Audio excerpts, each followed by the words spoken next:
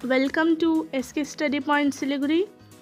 आप SK study point Siliguri के playlist में जाकर क्लास वाइज या सब्जेक्ट वाइज प्लेलिस्ट को चूज़ कर पढ़ाई आसानी से कर सकते हैं। Welcome to SK study point Siliguri. इस वीडियो में हम लोग क्लास 10 का फिजिकल साइंस चैप्टर 2 को देख रहे हैं और चैप्टर 2 में हम लोग चर्चा करेंगे गैसों के आचरण वाला जो पार्ट है, बिहेवियर ऑफ गैसेस। चैप्टर 2 का बॉयल्स लॉ के ऊपर में हम लोग चर्चा करेंगे और समझेंगे कि बॉयल्स लॉ होता क्या है, उसकी परिभाषा, कहने का मतलब, फिर इसमें उपस्थित कॉन्स्टेंट्स, फिर व्याख्या करेंगे, फिर बॉयल्स लॉ का जो ग्राफिकल रिप्रेजेंटेशन है उसको भी समझेंगे। तो चलिए बिन समय गंवाएं शुरू करते हैं। अगर अभी तक आप इसके स्टडी पॉइंट सिलीगुड़ी को सब्सक्राइब नहीं किए तो तुरंत सब्सक्राइब कर दीजिएगा, लाइक और शेयर करना बिल्कुल नहीं भूलिएगा। तो चलिए शुरू करते हैं। बॉयल्स लॉ, बॉयल का नियम हिंदी में बोलते हैं।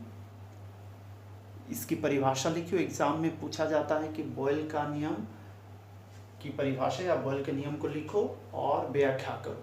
तो आपको इतने सारे पॉइंट्स लिखने पड़ेंगे और सही से लिखने पड़ेंगे। एक शब्द भी अगर आप मिस कर गए तो नंबर नहीं मिलने वाला है।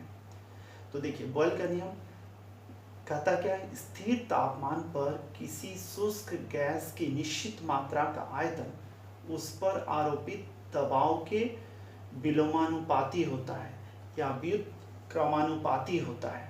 इस चीज़ को याद रखिएगा, इन्वर्सली प्रोपोर्शनल होता है इस बात को, ठीक है। यहाँ पर देखिए स्थिर तापमान, यहाँ पर तापमान क्या रहेगा, एकदम कांस्टेंट रहेगा, स्थिर रहेगा, और जो गैस है उसकी मात्रा भी एकदम निश्चित रहेगी, वह भी कांस्टेंट रहेगी, ठीक है।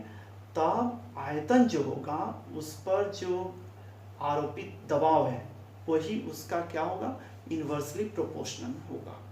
यह है बॉयल का नियम, ठीक है।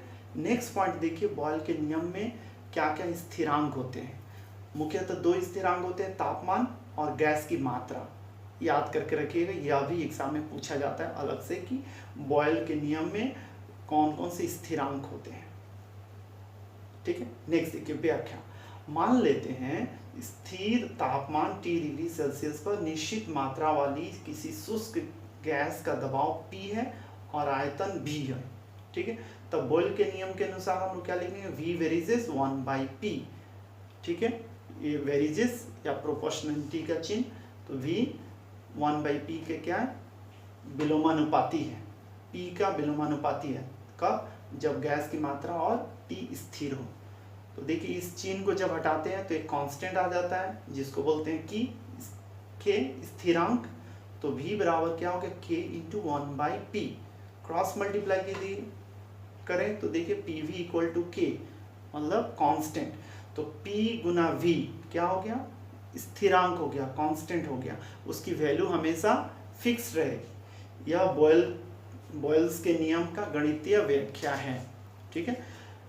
एक्सप्लेनेशन हो गया बॉयल्स के नियम का।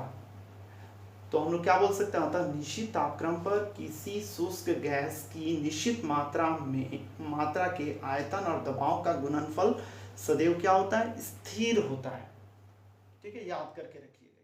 देखिए अब यदि स्थिर तापमान T डिग्री सेल्सियस पर किसी निश्चित मात्रा वाली गैस का दबाव P1 पर आयतन कितना V1 और दबाव P2 पर V2 हो, तो बॉयल के नियम के अनुसार से हम लोग लिखेंगे मात्रा, निश्चित मात्रा वाली किसी गैस के आयतन और दबाव का गुणनफल को दिखाएंगे। P1 × V1 = P2 × V2 = क्या होगा, कांस्टेंट, ठीक है। K हम लोग मान चुके हैं ऊपर में, इसलिए K यहाँ पे लिखे हैं। और भी होता प्रेशर P3 होता तो कितना होता आयतन, V3 होता, तो P3 V3 वह भी आ जाता। तो हम लोग P1 एक प्रेशर वॉल्यूम दो ही ले रहे हैं, तो P1 × V1 = P2 × V2, ये दोनों बराबर हो गया। इसे ही बॉयल्स लॉ इक्वेशन कहा जाता है। ठीक है, तो याद करके रखिएगा कि बॉयल्स लॉ इक्वेशन क्या है। तो P1 V1 equal to P2 V2, इसी पर आधारित न्यूमेरिकल्स भी आते हैं जिसको आपको सॉल्व करना पड़ेगा आने वाले समय में। यहाँ पर सबसे इम्पॉर्टेंट चीज़ है, स्थिर तापक्रम अगर नहीं लिखते हैं बॉयल के नियम में तो नंबर नहीं मिलने वाला है। अगर अभी तक आप इसके स्टडी पॉइंट सिलीगुड़ी को सब्सक्राइब नहीं किए हैं तो तुरंत सब्सक्राइब कर दीजिए। कमेंट करना बिल्कुल नहीं भूलिएगा कि आपको यह वीडियो कैसा लग रहा है। बॉयल्स लॉ पर आधारित यह वीडियो आपको पसंद आया या नहीं आया, ज़रूर लिखिएगा। तो देखिए, अभी हम लोग graphical representation of Boyle's law को समझेंगे। एग्जाम्स में ग्राफ भी पूछा जाता है, आपको सही से बना के दिखाना पड़ेगा। ठीक है, आप जानते हैं जब भी ग्राफ में हम लोग किसी भी दो डायमेंशन को लेके हम लोग चर्चा करते हैं, एक हो जाता है एब्सिसा और दूसरा हो जाता है ऑर्डिनेट। ठीक है, मतलब भुज और कोटि, एक्स एक्सिस और वाई एक्सिस को लेके हम लोग जब चर्चा करते हैं तब हम लोग ग्राफ तैयार कर लेते हैं। तो यहाँ पे हम लोग 3 ग्राफ बनाएंगे बॉयल्स लॉ का। ठीक है, तो पहला है PV curve of Boyle's law, दूसरा है PV P curve of Boyle's law और तीसरा है P1/V curve of Boyle's law. ठीक है, सबसे पहला देख लीजिए, हम लोग सबसे पहले इस चीज़ को हम लोग नोट डाउन कर लेंगे। स्थिर तापक्रम पर किसी गैस की निश्चित मात्रा का आयतन V तथा दबाव P को ग्राफ पर अंकित किया जाता है। ठीक है, तो यहाँ पर हम लोग इसको एब्सिसा P को ले लेते हैं। ठीक है, और इसको ऑर्डिनेट y एक्सिस को हम लोग V ले लेते हैं। ठीक है, तो P और V, तब हम लोग का ग्राफ इस तरह से मिलता है।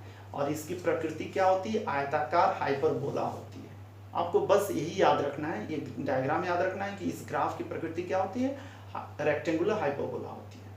उसी तरह से PV P curve of Boyle's law, इसमें क्या होगा? हम लोग का जो ग्राफ बनेगा, देखिए हम लोग का सीसा हो गया प्रेशर और ऑर्डिनेट हो गया PV।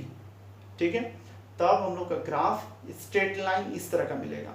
और यह होगा दबाव वाला जो अक्ष है, यहाँ पे तो एक्स एक्सिस है P, तो इसके समानांतर होगा। ठीक है, याद करके रखिएगा।